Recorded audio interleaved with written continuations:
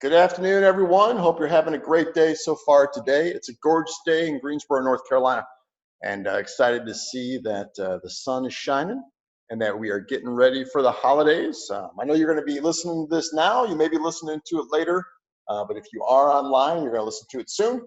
Uh, Hope you have a great Thanksgiving as we get into the holiday season. And remember, even though it's the holidays, to keep your shoulder to the wheel.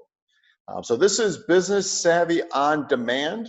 And today we're going to talk about TeamRICH. So if you would, grab a couple sheets of paper and a pen. We're going to be making a few notes, and I've got a few things that I'm going to add to the deck. As always, if you'd like to get the deck, please shoot me an email, Steve Brock, B-R-O-C-K, @actioncoach.com. So without further ado, let's get started, and we should be wrapped up here in about half hour to 40 minutes. And then I'll be happy to field any questions as we get towards the end. So here goes. All right, so here goes as soon as I find page down. All right. All right, so one of the things for sure, now whether you're looking at things as, as we get to the end of the year, we start looking at 2020, we get to the end of a quarter, if it's outside of 2020, or we get to the end of a week and decide that next week needs to be a little bit different, there is one thing that we know for sure. And that is that if we keep doing the same things, we're going to get the same results. So this is a perfect time of year that we can reflect on where we've been, we can reflect on or forecast where we're going, and decide that there are some changes that need to be made if we want our business to run as effectively as possible, if we want our team to run as effectively as possible. And just as a little teaser, for those of you guys coming to Growth Club, one of the theme songs, and I'm going to start having a theme song for all Growth Clubs, is 38 Special, Hold On Loosely. So if you have a moment to go to iTunes or go to wherever you get music these days, if you want to listen to 38 Special, that is always a treat and something that always delivers. So let's keep in mind our good friend Albert Einstein, that if we want to get change, if we want to have change, if we want to create change, we've got to start doing different things. And part of that always gain is, as we look at breaking the workshop today up into two parts. The first part is always about mindset, because mindset is the straw that stirs the drink. It's the fuel that allows us to do all the different things. And so my question for you is, as you make decisions second by second throughout the day, does it drive you to where you're blaming the economy, blaming your suppliers, blaming your team? Are you making a litany of excuses for why things are not going the way you think they should? Or for those that I've always thought are in real trouble, are you just in flat out denial, thinking that if you stay the course, better things will happen? The challenge with making decisions and going into that victim mindset is that it's very difficult to make progress, because you'll find yourself stuck in the quagmire. Where you need to be is what we would call in that positive frame of mind, where you take ownership for your actions, you're accountable for your results, and you're responsible for what's happening to you in your business and ultimately in your personal life. Now, here's the thing, gang. It is absolute human nature to drive in that blame, excuse, denial realm. As you own a business, as you work with people, all day long, you're going to hit speed bumps. And those speed bumps are going to drive you into that victim mindset, and they may drive you in that victor mindset. The key is to make sure that you don't stay in that victim mindset very long. So one of the things I would challenge you with before the end of this weekend is to come up with the strategies you're going to use for yourself to get yourself right in the right frame of mind. So I'll give you an example. For me, I like to listen to the song Beautiful Day by U2. Now, I believe, I'm 50 years old, I believe that U2 needs to be played very loud. And usually 4 minutes and 7 seconds later, I am good to go back in that victor mindset. If that doesn't work, we've got a little half-mile trail across the street here from our office. Get out, get a little fresh air, get a little exercise. That's always good for everyone. And if that's the case, then we're able to also go right at getting back in the game and getting back at it. And then the third thing I'll do from time to time, if the song Beautiful Day doesn't work, and if the little walk doesn't get me where I need to be, then I'll jump down an elliptical and I'll go for a little exercise for about 30 to 40 minutes. And inevitably, gang, after that, I am ready to go. And I'm ready to get on with my day, and I'm ready to start being productive and take ownership for what's happening. Here's what I don't do. I don't jump on Facebook. I don't jump on eBay and look for a Hummel for my mom. You know, usually the 1974 plate is the one she's still looking for. I don't go home and cut the grass, even if it needs it, because the thing I refuse is to waste time. Time is the one asset that you can't get back, and the one thing you need to have absolute discipline for yourself and how you manage yourself when it comes to time. So do me a favor. If you're a red wine drinker, a white wine drinker, a brown liquor drinker, a beer drinker, or someone who enjoys sweet tea, this weekend, figure out how you're going to get yourself right after you hit the speed bumps that people run into every day. And make the commitment to yourself that the decisions that you make are going to keep you in that victor mentality and not in the victim mentality. Now, part of that has to do with how we approach moving our page down. This is fantastic. Here we go. All right, talk amongst yourselves. All right, the other part that goes with that, as we're making all these moves in our business, as we're making all these moves for ourselves, we've got to make sure that we have fun. So I would encourage you, as you start putting together your game plan over the holidays, and it can be a little stressful as you get family together, as you're putting together the budgeting process and looking at next year, whether it's for a business, whether it's for running a team, whether it's for taking classes at Purdue, what I want to make sure that you do is set it up so you can have some fun. That picture of the jumping in the leaves is something I used to do with my kids, my girls. I do it a little bit less now because it takes me a lot longer to recover. But make sure that you're working some fun into your day, everyday gang. Otherwise, you may as well go work for somebody else and have no fun at all. Now, when I was about 5 years ago, Darren Hardy came to High Point University. And Darren Hardy at the time was running Success Magazine. He's got some excellent books. So if you're looking for some things to read over the holidays, The Compound Effect is one of my favorite books. So add that to your list. But he came out to High Point University and he shared some thoughts around success. And in a lot of ways, he shared what success is and what it isn't. So here's what it is. It's hard work, mundane, not exciting, not sexy, laborious, tedious, frustrating, and sometimes it can actually be defeating, right? So in other words, it's the exact opposite of what you see on infomercials when you're up at 1 or 2 in the morning, for those of you that are awake that late. What else it is and how you earn it, it's a step at a time, a day at a time, a decision at a time.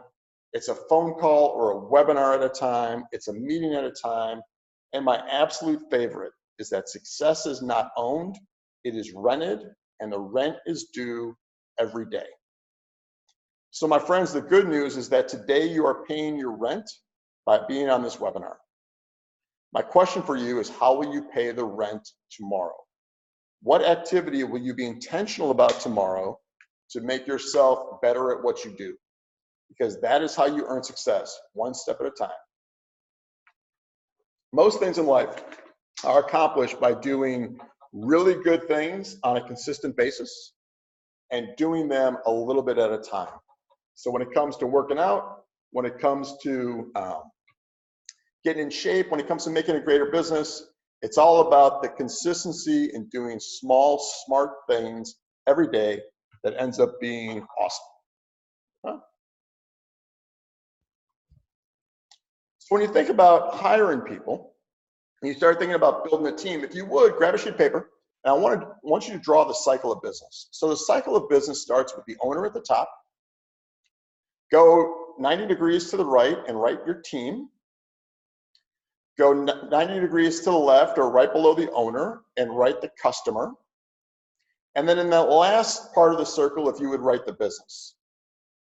And if you would, draw a circle from the owner to the team to the customer to the business, and the business back to the owner. Right? Because as someone who runs a business, as someone who is leading a team, your job is to make sure that you're taking care of the team, so that the team can take care of the customers can take care of the business, and the business or the department or the division can take care of you, the owner or the manager. All right. And when you think about growing the team, there's some things that they're looking for when they join your organization. Number one, they want to be able to do something that they're good at, right? People have a certain set of skills, and we're going to talk about some assessments here in a few minutes, some things that they're naturally good at and some things that they're naturally not good at. And although there's been a lot of studies, probably in the 70s and 80s, about trying to be pretty good at everything, what we find is that there are some things that we're just not good at, we're not going to get good at, we have no interest in getting good at, and to invest time in there really diminishes the spots that we're excellent at. For example, we are in the process of putting a new phone system at our office. They are talking to us at length about how we can make things go from phone to voicemail to your cell phone, how we have to have a cell connection for the alarm to work. Basically, when they're talking, all I hear is Charlie Brown's teacher, because I am absolutely not interested in it. I'm not good at it, and I have absolutely no desire to get good at it. So when you look at hiring people for your company, one of the key components is that they get hired into a role that's something that they're good at and that they enjoy. Number two, they have to understand how their role fits the bigger picture. And what we're seeing is that, especially as we start bringing people into the company that are younger, they want to understand how their role fits in the bigger picture within the company and how the company fits in the bigger picture of the community, right? So it's not just about what the business is doing, it's how the business interacts with customers, with suppliers, with the community at large, and what role do they play in it if you want them to be in your company long term. You want to engage in something that makes a difference. And again, this is along the lines of the community or in the customer base. So what kind of impact is this company having beyond making a bunch of money for the owner? Now, I am a business owner and I want to make a bunch of money, and there's nothing wrong with that. What I find though is that if you want to enroll and inspire people to join your company, it can't be about you getting a new toy or a new house or a new beach house or what have you. It's got to be something else. People want to have fun where they work. If you look at the hours, people spend more time at their job than they do with their family. They spend more time in the office than they probably do in their own homes. And certainly if you take out the amount of time people sleep at night, which as an aside should be somewhere between 7 and 8 hours. So if you think you're one of these people that can run for a long period of time on 4 hours of sleep at night, all of the research is arguing with you. So if you think about pull out 7 or 8 hours a day, they're going to spend more time in their job, in your place of business, than they actually do in their homes. So let's make it a spot where they can enjoy themselves and have fun, while at the same time focusing on the results of the business. Because this is where they're spending all their time, and this is where they've got to get some return on that investment in time, not only for the business, but for themselves. You know, what are their dreams and goals for the future? So let's switch gears a little bit, gang, and talk about, from an action coach perspective, what are some of the keys to building a great team? And number one is strong leadership. So there are a lot of different ways to define leadership. I've always thought it as the leader of the organization has got to be the guardian of the culture and the guardian of the vision, and be able to infuse and get people excited about what that company is all about. So strong leader starts with you. You know, when you come into the office, when you come into your department, when you come into the classroom, are you walking in with your shoulders drooped over, just muttering through how you're going to get through another day? Or do you come in all pumped up and ready to go, and with enthusiasm that is infectious across the team? So as you think about yourself as a strong leader, what are some things that you need to do over the course of the next, I don't know, between now and the end of the year, to get better at what you're doing, leading other people? You know, if you're a good communicator, that's a great step. If you're looking for some books to read, there's a lot of John Maxwell that's out there. I think Darren Hardy is a great author for that as well. Brad Sugars, I'm a little biased, but I like some of Brad's stuff. And what I think is that between Christmas and New Year's every year, I read Napoleon Hill, Think and Grow Rich. And if you're looking for something to read between the holidays, I'd encourage you to add that to the list. All right, so strong leadership. Be very clear about what you're after, be effective at communicating it, and then hold the line to make sure that we're all going in the right direction. And when we think of going in the right direction, what we're thinking of is a common goal.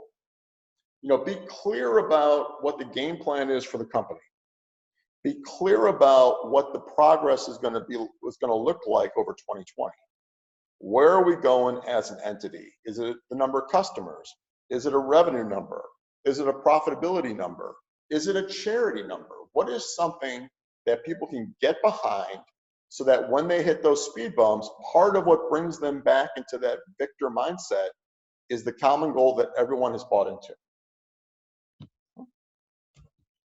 Along with that comes rules of the game. And when we think of rules of the game, oftentimes we think of the culture within the company, which is the fabric that holds the business together. How are we going to treat each other? What are some of those core values, those core principles that determine whether someone is a good fit for the company or not? What are the rules that we're going to abide by when it comes to customers, when it comes to hiring the right people? One of the rules that we have at Mosquito Joe is that if the customer gives the techs a hard time, they are no longer a customer, because the guys that work for the company are way more valuable, way more important than an individual homeowner that is having a bad day and decides to take it out on someone walking around in their yard. Right? That is not allowed. So what are your rules of the game? What I would encourage you to do over the next week or so is jot down a couple, 3 rules when it comes to working in your office. Some of them should be around, being on time and getting the job done and things that are really business execution focused. Some of them should be around how are we going to interact with each other? What kind of ongoing education are we going to do? What kind of skills do I need to develop for myself to make myself not only more valuable to the company, but more valuable as a father, as a mother, as a friend, as a brother, as a sister? What do we need to do to get better at who we are? So those are the rules of the game. Now, once we've identified those, we need an action plan. An action plan, quite simply, is who does what by when. So we identify that common goal, we understand how we're going to interact with each other, and then we put together the game plan to execute over a period of time that we can measure to make sure that we're moving in the right direction towards our goals. So I find that everyone within an organization should have an individual action plan that they should review every 90 days with their peers and also with the person that is that they're reporting to within the company. So an action plan gives us clarity, and it gives us the rules to follow, the sequence of events. Oftentimes when you look at people and why they don't make progress, it's not because they don't know what to do. Oftentimes they don't know the sequence, or there's no accountability, or they just don't understand why they're doing it in the first place. So as you build this action plan, this is the recipe, these are the ingredients in the recipe to make that great meal for Thanksgiving. All right. Number 4, support risk-taking. So we want people that work in a company to start stretching their comfort zone and become a little more confident in what they're doing and a little bit more confident in doing other things. So if what you're looking for are people in your company that are not going to try anything new, that are going to just sit there and wait to be told what to do every minute of every day, that level of risk taking is going to be very, very low. And quite honestly, it's going to drive you crazy, because as people in your company start taking a little bit of risks, they're going to learn a bunch of things, which means they're going to be able to bring new ideas to the table, which is going to make the company better in general. So give some thought to your appetite for risk, and how will you build up the people in your company so that they're able to stick their neck out a little bit to make the company better. Again, if we keep doing the exact same things, we'll keep getting the exact same results. And part of that change process is to support risk-taking among the people in the company. And then the last key is 100% involvement and inclusion. And this goes back to the leadership. Actually, this is half leadership and half team. It is the leader's job to include everybody. It is the team member's job to be involved. All right. And so where this comes into play typically is someone who skips team meetings because they're busy, or they've got other things going on, or they schedule a customer visit. A lot of times you'll see this in the sales team where the biggest producer skips the sales meetings because they don't think there's anything to learn. And what happens is that becomes a catalyst for other people to start skipping things as well, right? So if you go back to that above and below the point of decision, that excuse level is used to not being involved with the team. And if we're going to be a team, guys, we're going to be a team. And if people aren't willing to be on the team, then they shouldn't be off the team.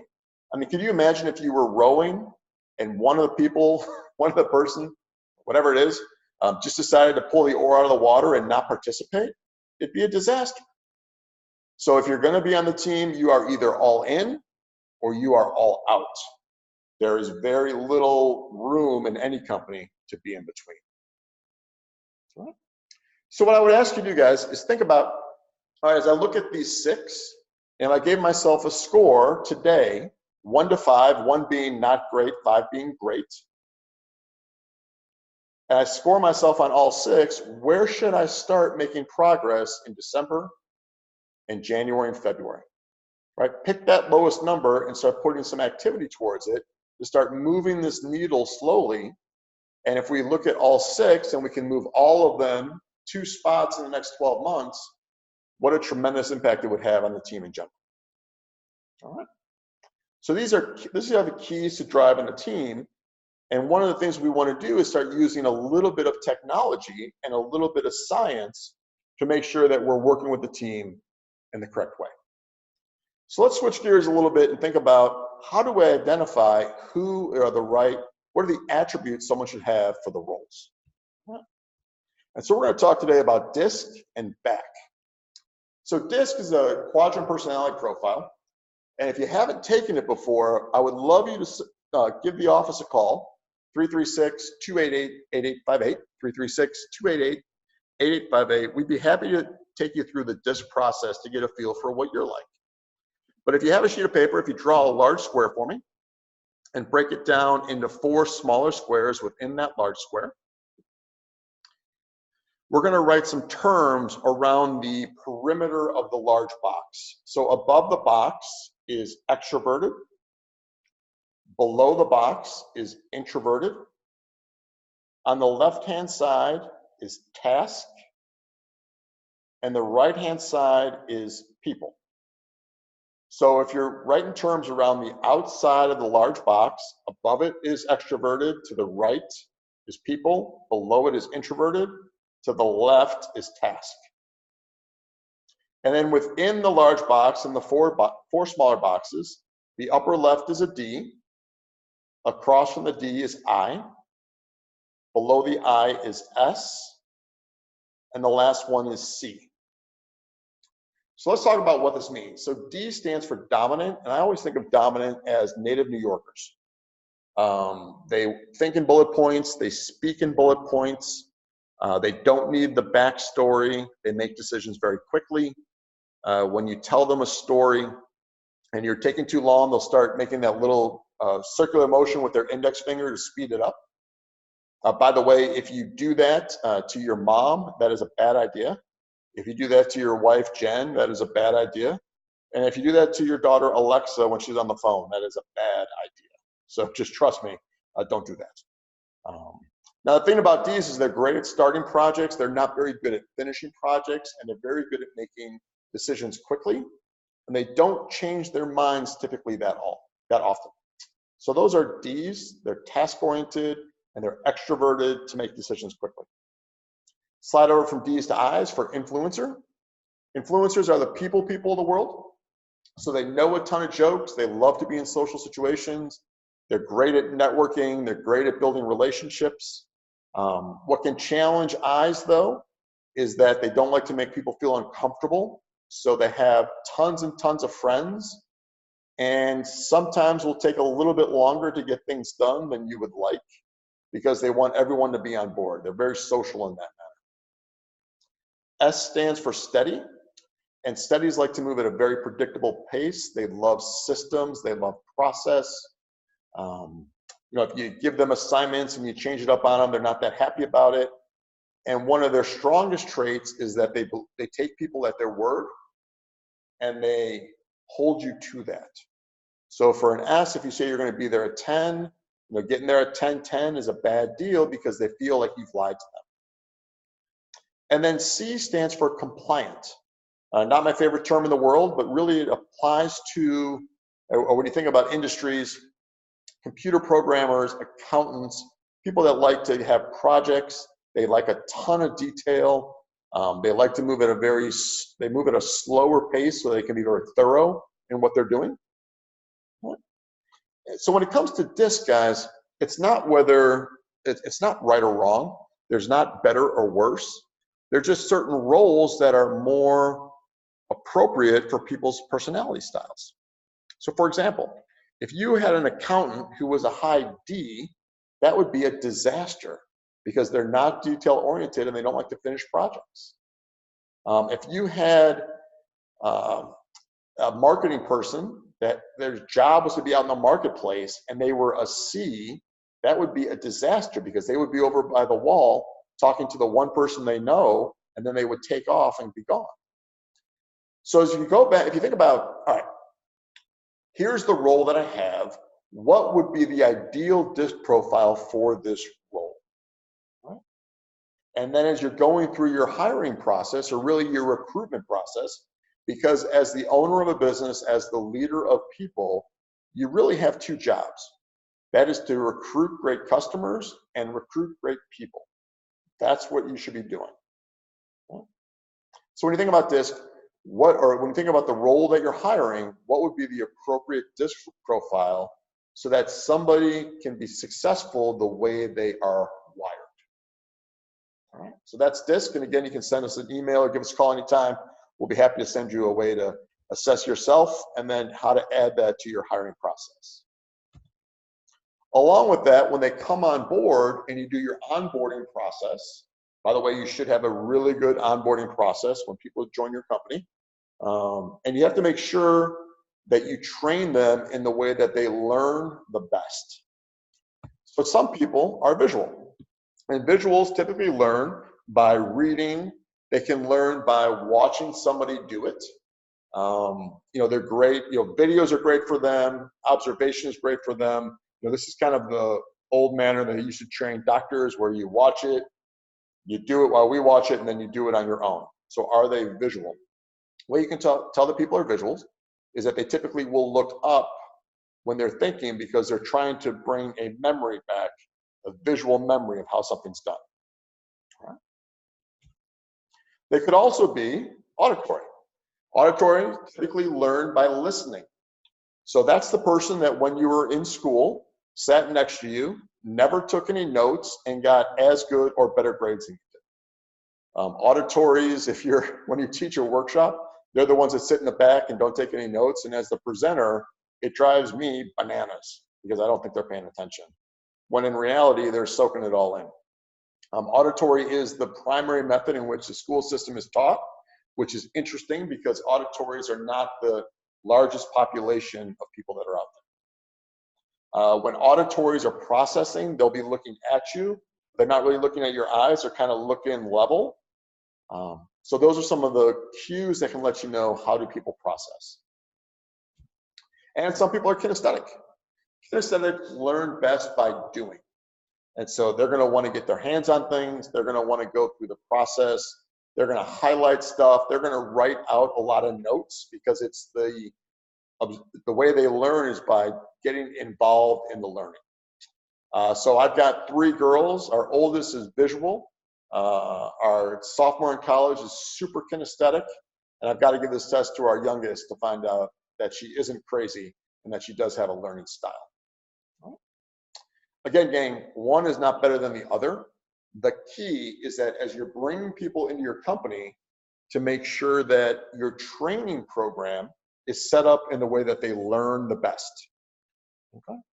I coached a soccer team of middle school girls, and if you looked at the way that we did training, most of the girls were visual.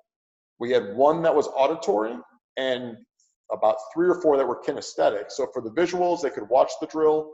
For the auditory, I could explain the drill. For the kinesthetics, you had to like move the foot and grab the ankle to make sure that they knew where their foot was supposed to be when it came to the ball. So as part of your onboarding, make sure you give people the VAC score so that you can design your training so that it's most effective. Okay, and here's why we do this stuff.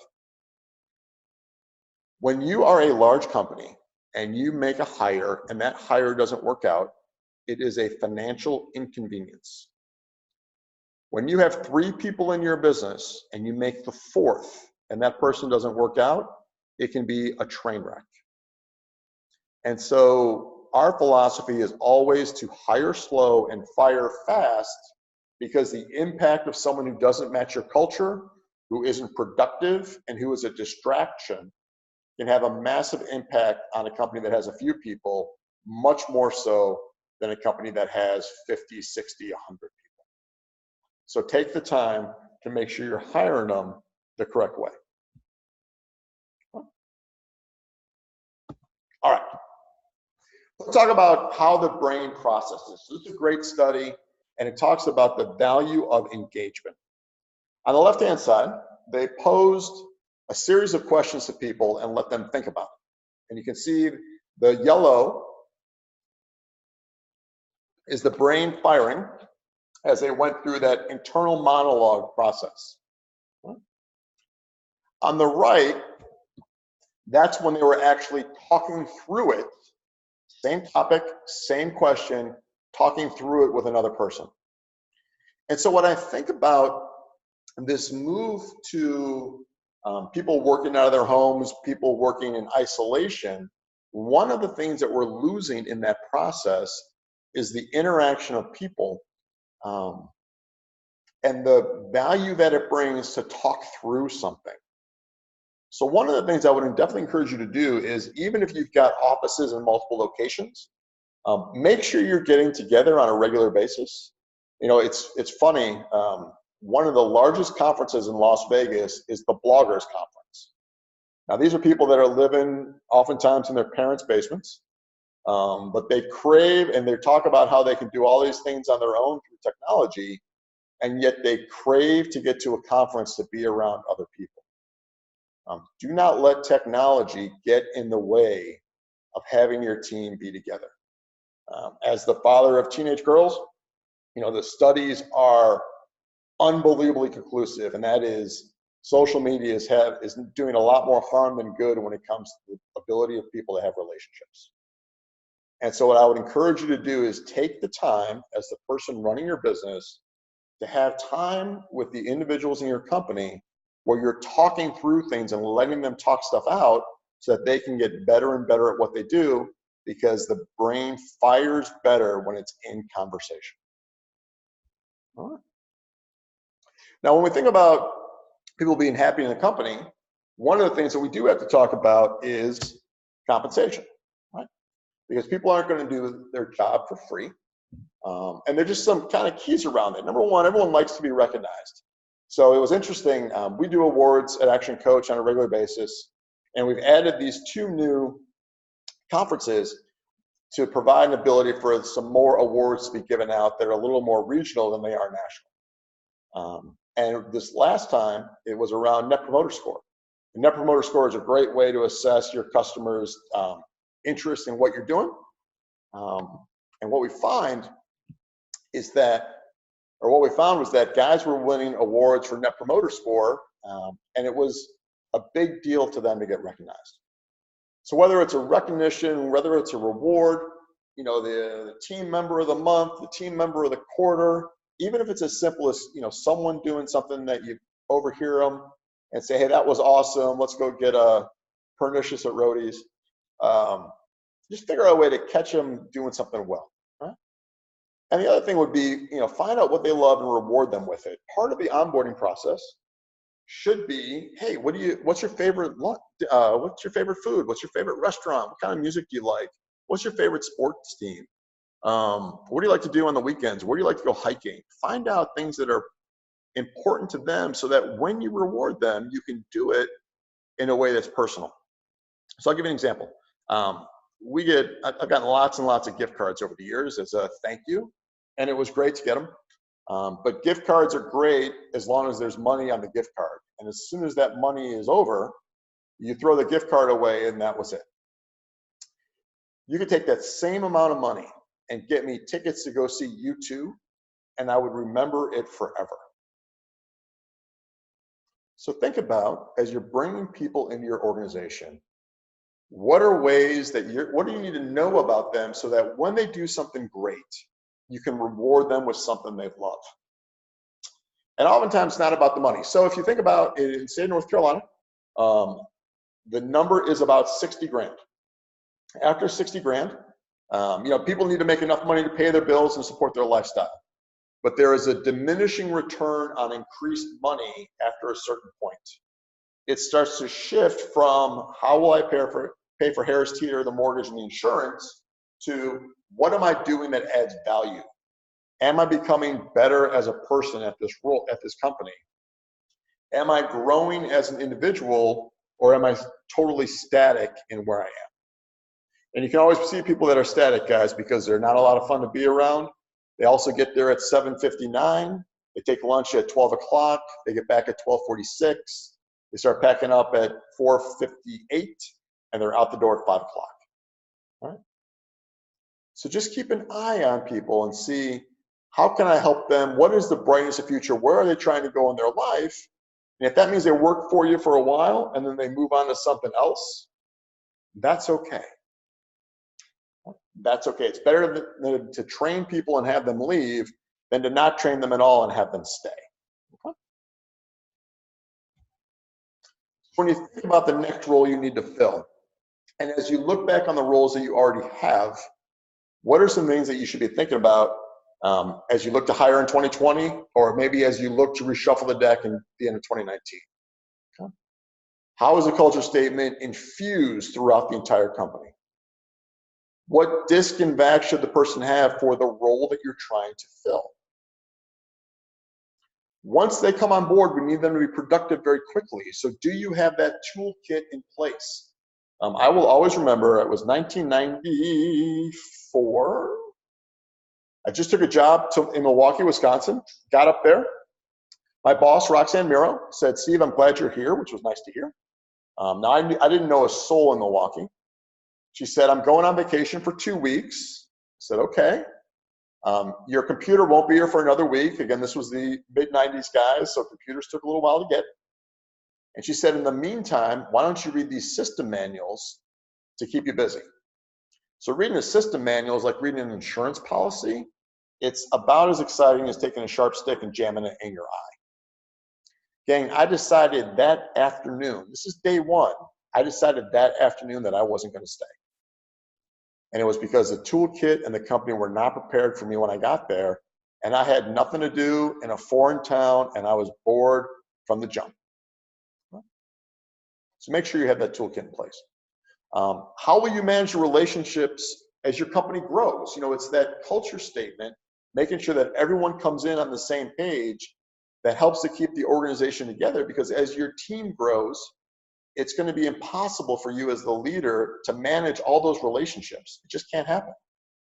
So make sure you've got those tools in place and you bring the right people in from the beginning so that the company can be successful. And take advantage of some of these tools, and that way you don't have to guess, right? The worst thing you can do is bring in the wrong fit because you short-circuited the hiring process. So if you would, grab a sheet of paper for me, because really 2 more things I want to cover really quickly. We just have a couple of minutes. Number 1, I want to walk through Maslow's hierarchy of needs. And so there are 5 levels in this triangle. And what I'm going to do is compare that to Lencioni's 5 dysfunctions of a team. All right. So on Maslow, the lowest level is physiological needs, which is about being fed, being warm, that kind of thing. Second level is safety. Third level is love and belonging.